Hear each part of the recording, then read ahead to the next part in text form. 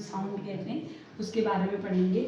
और हमने अपने जो टेक्स्ट बुक है उसमें पढ़ा कि ध्वनि की क्या होती है, जब दो धातु जो होती है उस पर सॉलिड में क्या होती है, जोर से होती है। जैसे हमने इस टेबल में यूँ पकड़ा, मैं इसको ऐसे पकड़ा तो हमें क्या है, जोर से सुनाई दे रही है। ठीक है, ये घंटी है, ठीक है, यहाँ पर टकरा रही है तो ये ऐसे ठीक है। तो ये क्या है, हम क्या देख रहे हैं, सॉलिड में, ठोस में हम क्या देख रहे हैं, आवाज़ देख रहे हैं। लेकिन अगर हम माध्यम चेंज करें ध्वनि का, हम क्या माध्यम, अभी तो ये क्या है, हवा में चल रही है, हम टेबल पे मारे, आप कान लगाएंगे, यहाँ पे कान लगा हुआ, ठीक है, तो यहाँ पे क्या जोर से आपको दिखाई देगी। ठीक है, या घंटी की आवाज़ क्या है, आपको बहुत जोर से दूर तक भी आपको इसको सुनाई देगी। लेकिन अगर क्या है, माध्यम चेंज करें, अब हम इसे लिक्विड में डाल रहे हैं, किस में डाल रहे हैं, अब आप यहाँ पे कान लगाओ तो आपको कैसे सुनाई दे रही है आवाज़?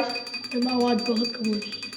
कितनी सुनाई दे रही है, वैसे ही सुनाई दे रही है क्या, जैसे सुनाई दे रही है वैसे उतनी ही तेज सुनाई दे रही है? नहीं सुनाई दे रही। लेकिन अगर क्या है, हम हवा में करते हैं तो ये बड़ी तेजी से सुनाई देती है।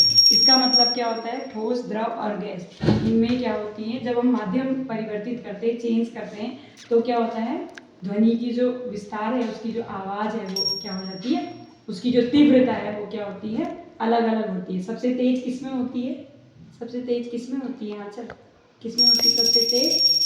धातु में। धातु में, या धातु हमारी सॉलिड है, सॉलिड में होती है। उसके बाद क्या है, और वैक्यूम में क्या होगी, वैक्यूम में आवाज़ आएगी क्या, नहीं, ठीक है, क्योंकि क्या है, माध्यम की आवश्यकता होती है। Thank you.